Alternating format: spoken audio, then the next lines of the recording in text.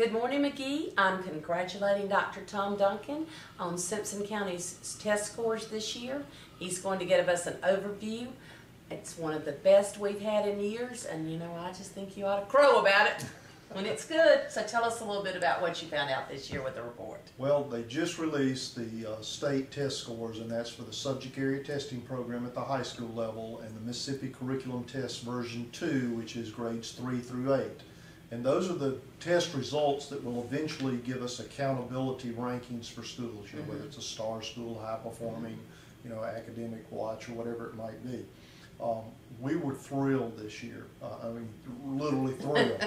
That's an hard work. Our high schools have demonstrated the kind of commitment to instructional match, and that means they take a kid where they are, they assess, they find out where they are, and they move them to be ready to test.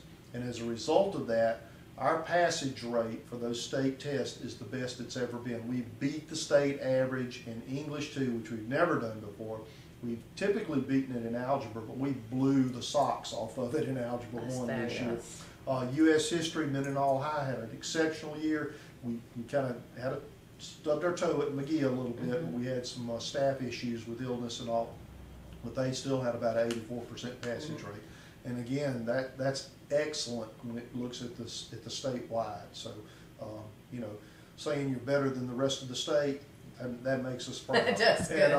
And we're really thrilled about that, because having like a 95% passage rate, McGee High School had a 100% passage rate on their Algebra 1 test. So, you mentioned earlier some of the teachers there, and Pat Nay's a big integral part of that, so we'll put her name out there. That's right. I'm so impressed with Pat anyway. You know, we have some really excellent math teachers. LaCosta Meadows at Mendenhall High, who was our district teacher of the year last year.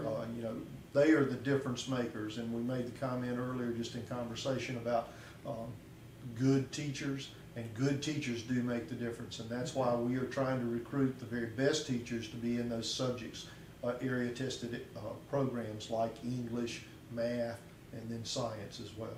Are you able, and this probably is not really a fair question to ask, but are you able, if you have a teacher that is weak in an area, are you able now to really do anything about that? Well, funny you should ask that. Yeah, Superintendent Welch was very poignant in the fact that he wanted the very best quality teachers in the district, and so we had kind of, in the district, had gotten away from doing evaluations and observations of teachers.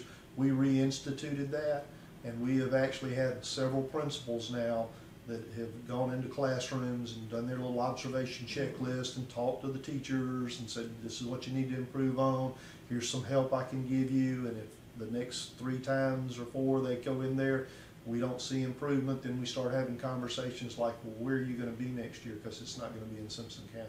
I think that's great. And it is, because, you know, we want the very best for our kids. I've got a grandkid entering kindergarten this year. I want her to have good quality teachers, believe me. And the other thing that we can do is we sit down with the teachers and we say, here's what your test scores were last year. We can break it down. These are the 30 kids that you taught. Here are the test scores for those 30 children. And here's where you did really well, and here's where we need to improve. So you've got it. You've got the data to back it up all the way. Back it up. And we have a Bailey Education group comes into our district, and they sit down with our teachers in grade level meetings or subject area meetings, and they analyze that data, and they tell the teachers what they need to be focused on and what direction they need to be going.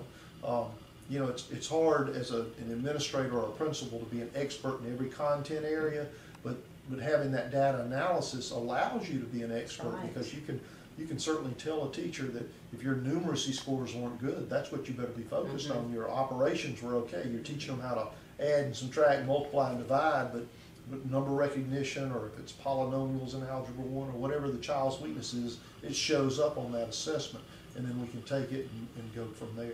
And that's what the high schools have done a really good job of doing. You know, that quality distribution index, that's QDI, that's lingo for what your state test scores look like.